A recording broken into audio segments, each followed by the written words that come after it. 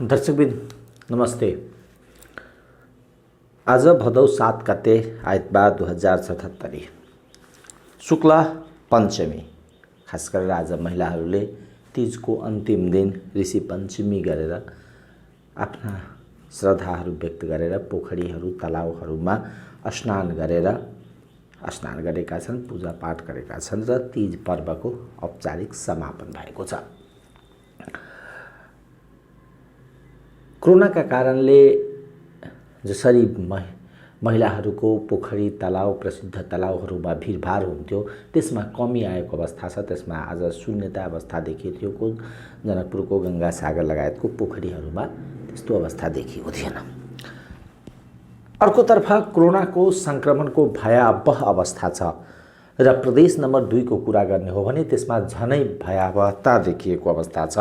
धेरै जटिलताको प्रश्न अवस्थाहरू छ र धेरै बिरामीहरू जटिलतातर्फ गइरहेको छ। खास गरेर वीरगञ्जको कुरा गर्ने हो भने वीरगञ्जमा संक्रमितमा धेरै जसोको जटिलता देखिएको छ। पर्सा वीरगञ्ज पर्सामा त्यस्तै अवस्था छ भने सप्तरीमा पनि त्यही समस्याहरू देखिएको छ, धनुषामा पनि त्यही अवस्थाहरू देखिएको छ। तर सरकार नामको वस्तु वा जन्तु भन्दा पनि हुन्छ, कतै खोज्दा पनि भेटिँदैन। हिजो बडा गजबको अवस्था देखिएको थियो प्रदेश नम्बर 2 मा। क्वारेन्टाइनलाई आइसोलेसनमा परिणत गरिसकेपछि त्यसमा उपचार गर्ने व्यक्ति भनेको त्यहाँ काम गर्ने स्विपर हो रे। सरसफाई कर्मचारीले त्यहाँ उपचार गर्छन्, टेम्परेचर दिन्छन्, अर्थात् शरीरको तापक्रम दिने गरेको छ।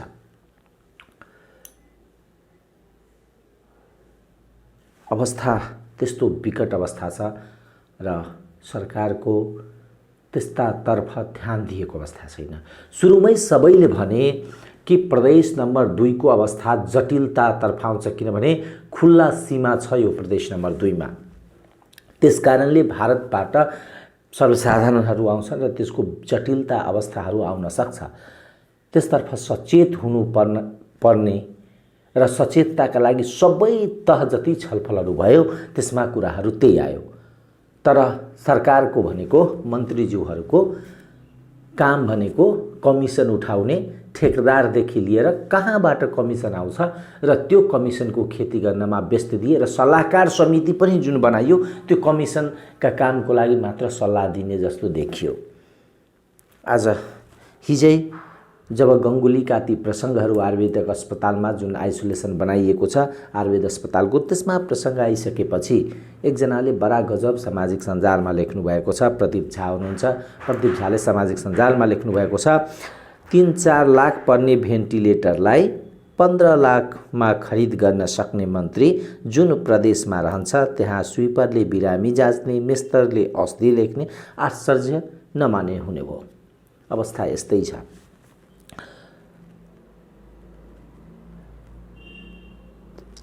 त्यो आइसोलेसन क्वारेन्टाइनदेखि आइसोलेसनसम्मको ठेक्का पट्टा पनि आफ्नै व्यक्तिलाई दियो रे र त्यसमा पनि लुट मचाएको समाचारहरू समेत पाइरहेको छ। नैतिकता छैन। यो सरकारले जति नैतिकताको कुरा गरे पनि मन्त्रीहरूको दिन प्रतिदिन भ्रष्टाचारका कुराहरू बाहिरिँदैछ र लाज पचाएर सरकारमा बसिरहेका छन्। जनताको चासो र चिन्ता उनीहरूको लागि छैन जस्तो लागिरहेको अवस्था पनि छ। आज हेर्नु हो भने बैंक सबैभन्दा बढी जोखिमपूर्ण अवस्थामा छ। हिजो प्रदेश सरकारले प्रयोगशालाका रिपोर्ट सार्वजनिक गर्दाखेरि धेरै जसो बैंकका कर्मचारीहरू संक्रमित भएको अवस्था थियो, संक्रमित भए।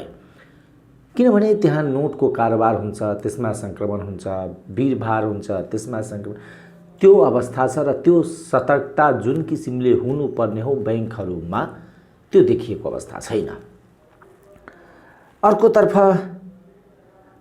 तयारीको अवस्थालाई हेर्ने हो भने प्रदेश सरकारले तयारी जुन कोरोना संक्रमणलाई या आइसोलेसनको कुरा, क्वारेन्टाइनका कुरा, यी सबैमा तयारीमा शून्यताको अवस्था छ।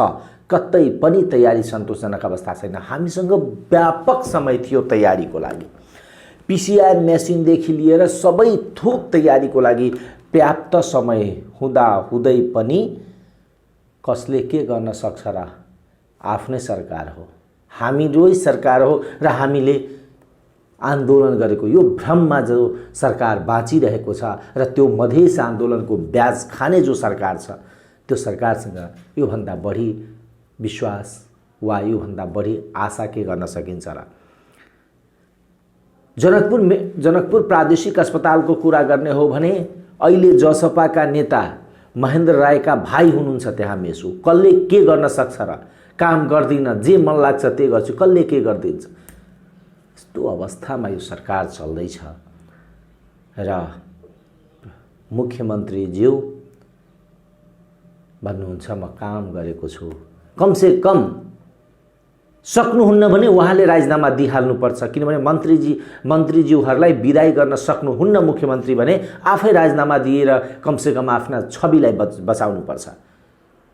तर आफ्नो छवि पनि नजोगाउने, भ्रष्टाचारीमा लिप्त मन्त्रीलाई पनि हटाउन नमिल्ने यस्तो लथालिङ्ग अवस्थामा प्रदेश सरकार चल्दैछ र गजबको कुरा के रहेको छ भने नगरदेखि प्रदेशसम्म केही व्यक्तिलाई नियुक्ति यसकारणले गरिएको छ कि मेरो विरुद्धमा मैले गरेको भ्रष्टाचारको बारेमा मैले गरेको कुरालाई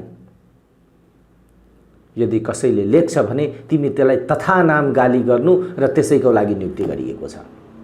होइन भने त्यसमा पत्रकार पनि छन्। गजब कुरा के हो भने पार्टीगत हिसाबमा बाँटिएका जहाँ पत्रकार हुन्छ त्यहाँ डेमोक्रेसीको विश्वास गर्ने, डेमोक्रेसीको सबलीकरण र प्रजातन्त्रको सबलीकरणको अभाव त त्यहाँबाट सुरु नै भइहाल्छ। गजब कुरा छ त्यहाँ। गौंगलीमा फोहरमा बसिरहेका आइसोलेसनका बिरामीहरू, संक्रमितहरूको अवस्थालाई सामाजिक सञ्जालमा जब भिडियोहरू राखियो त्यसको समाचार आएन। समाचार के आयो भने मन्त्रीज्यूले तुरुन्तै गएर एक्सन लिनु पर्यो। अनि यो लथालिङ्ग अवस्था, यो जटिलतालाई निम्त्याउने को त? त्यसको नैतिक जिम्मेवारी लिने को त? केवल कर्मचारी, मन्त्री लिनु पर्दैन? र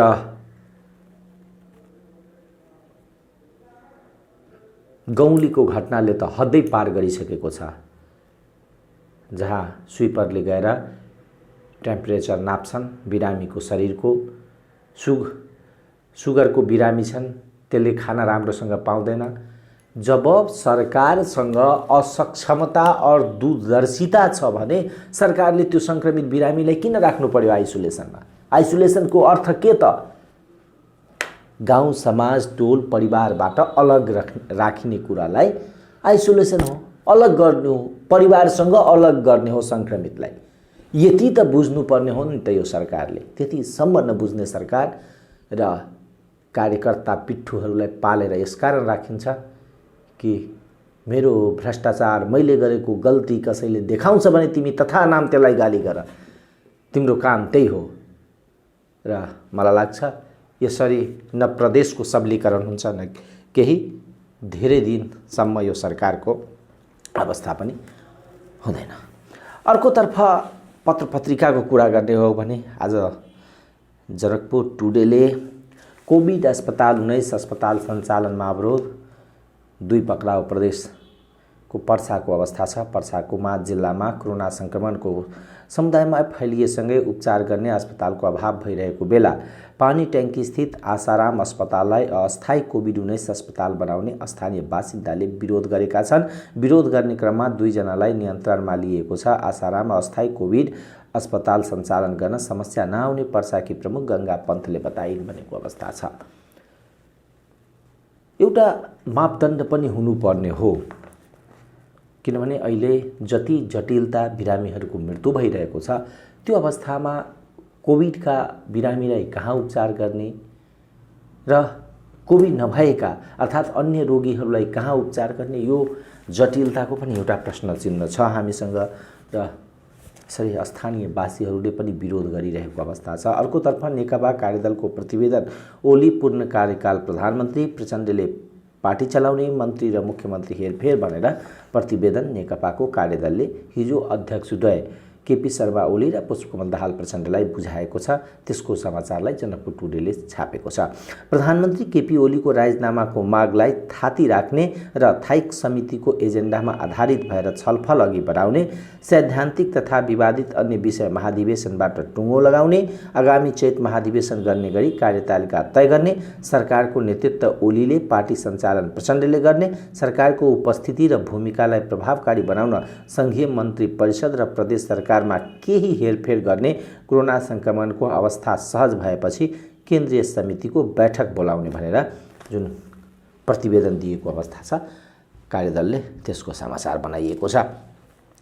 कोरोना भाइरसबाट थप 9 जनाको मृत्यु, 31,000 नाग्यो भनेर पनि समाचार छ। स्वास्थ्य तथा जनसङ्ख्या मन्त्रालयका अनुसार शनिबार दिउँसोसम्म 24 घण्टामा नेपालमा कोरोना भाइरसको सङ्क्रमणबाट 9 जनाको मृत्यु भएको पुष्टि भएको छ। यो वृद्धिसँगै कोरोना भाइरस सङ्क्रमणबाट मृत्यु हुनेको सङ्ख्या 146 पुगेको छ। मृत्यु हुनेमा सुनसरी 6 वर्षीय बालिका, 67 वर्षीय पुरुष, पर्सामा 48 वर्षीय, 58 वर्षीय, 61 वर्षीय, बाराका 58 वर्षीय पुरुष, सिराहाका 68 वर्षीय पुरुष, मकवानपुरका 56 वर्षीय पुरुष र भगतपुरका 73 वर्षीय पुरुष रहेको मन्त्रालयले जनाएको छ भनेर समाचार जनकपुर टुडेमा छापिएको छ। मिथिलाको चौरचन सम्पन्न भनेर समाचार छापिएको छ।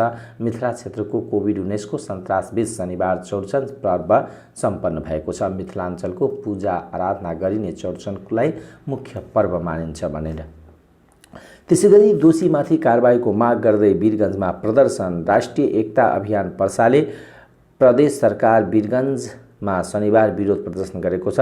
रौतहट स्थित हनुमान मन्दिरका पुजारी सन्त श्रीराम शाहको निर्ममतापूर्वक हत्या गरेको विरोधमा अभियानले वीरगञ्ज 21 परवानीपुर बजारमा प्रदर्शन गरेको हो, जनकपुर टुडेको समाचार छ।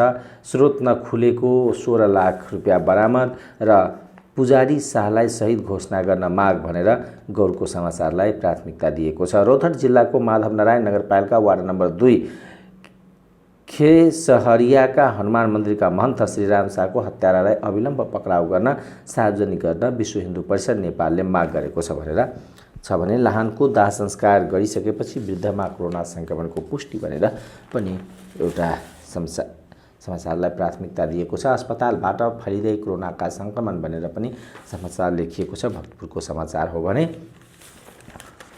सम्पादकीयको कुरा गर्ने हो भने रेल सञ्चालनमा चरम ढिलाइ भनेर सम्पादकीय जनकपुर टुडेले आज लेखेको छ।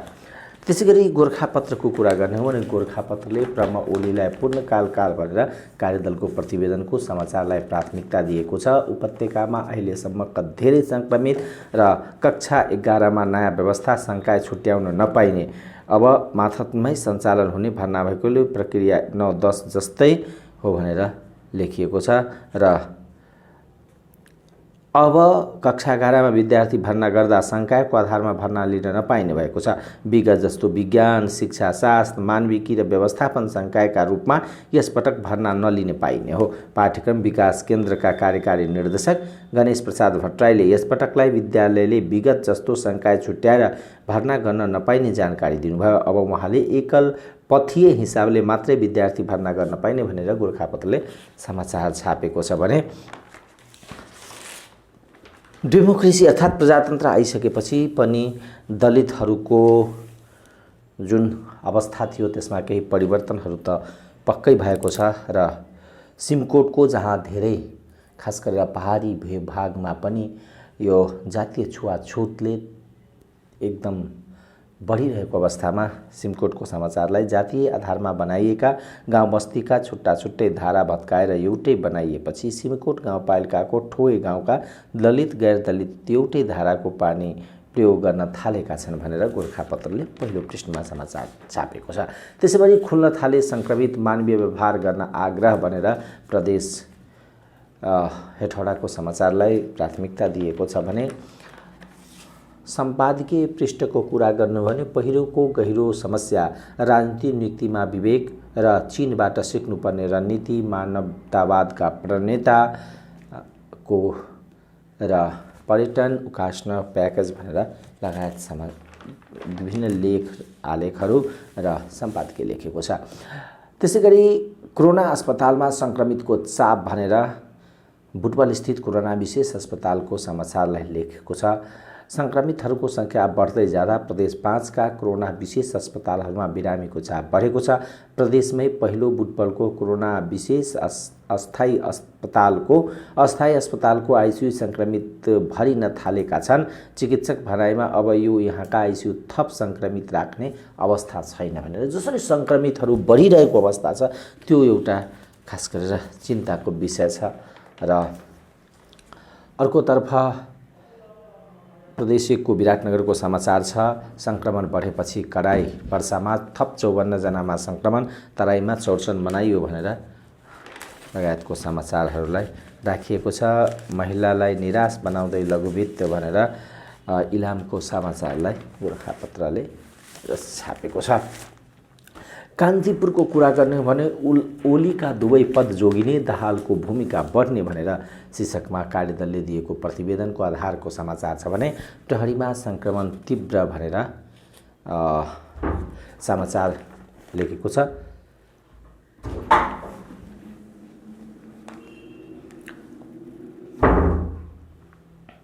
साउन 19 सम्म संक्रमित 12 जना थियो नेपाल प्रहरीमा भने भदौ 5 सम्म संक्रमित 128 पुगेको छ प्रदेश नम्बर 2 मा। र सशस्त्र प्रहरीको कुरा गर्ने हो भने प्रदेश 2 मा 60 जना, भदौ 200 र प्रदेश 1 मा 112 जना संक्रमित थपिएका छन् भनेर फागुनमै होला कांग्रेसको महाधिवेशन भनेर छ भने 78,000 श्रमिक स्वदेश फिर्ने प्रतीक्षामा भनेर लेखेको छ। र अब्बाहपछि लागेर प्रहरी विरुद्ध अभियोजन भनेर निर्मला पन्त प्रकरणको समाचार लेखिएको छ। र भारतबाट फर्काइएकालाई बासकै चिन्ता, सुरक्षित भनिएका बस्तीमा पहिरो भनेर लेखेको छ। लकडाउनमा मातृ शिशु स्वास्थ्य असर र नीति। नेपाल बाल मृत्युदर घटाउने दिगो लक्ष्य नजिक पुगिसकेको थियो, तर यो प्रगति 2005 को अवस्थामा झरेको छ। यही स्थिति रहिरह्यो भने 2020 वर्ष यता प्रगति चक्काफोर खेल झै निश्चित छ भनेर कान्तिपुरले आलेख छापेको छ। खाली हुन थाले सटर। कोरोनाका कारणले काठमाडौँ लगायतका विभिन्न ठाउँमा जुन समस्याहरू सिर्जना भएको छ व्यावसायिक क्षेत्रमा, त्यसकारणले त्यो समस्या छ भने WHO ले एउटा महत्त्वपूर्ण कुरा के भनेको छ भने कोरोना भाइरस 2 वर्षभित्र अन्त हुन सक्छ भनेर विश्व स्वास्थ्य संगठनले भनेको छ। विश्व स्वास्थ्य संगठनले कोरोना भाइरस कोभिडको महामारी 2 वर्षभित्र नियन्त्रणमा आउने आशा गरेको छ भनेर समाचार छापेको छ। त्यसैगरी बैंकका कर्मचारीमा कोरोना संक्रमण बढ्यो भनेर काठमाडौँकै समाचारलाई लेखेको छ। र खेलका PGS विजयन के कस्ता छन् भनेर लगायतका समाचारहरूलाई प्राथमिकता दिएको छ। आजको विभिन्न पत्रपत्रिकाहरू, आजको यो पत्रपत्रिकाहरूको चर्चा परिचर्चामा हामीले विभिन्न विषयहरूमा आजको पत्रपत्रिकाहरूले छापेका समाचारहरूलाई के कस्ता आधारमा प्राथमिकता दिएका छन् ती कुराहरूलाई तपाईहरू समक्ष राख्यौं। आज भोलि जसरी यो एकपछि अर्को प्रदेश सरकारका विफलताहरू बाहिर आउन थालेको छ, चिन्ताको विषय छ र यसतर्फ सरकारको ध्यान जानुपर्छ। केवल सरकारले भाषण गरेर मात्र होइन, जनताकोलाई राहत पनि दिनुपर्ने अवस्था छ र यसतर्फ काम गर्नुपर्छ। आजको कार्यक्रमबाट म बिदा चाहन्छु। नमस्कार।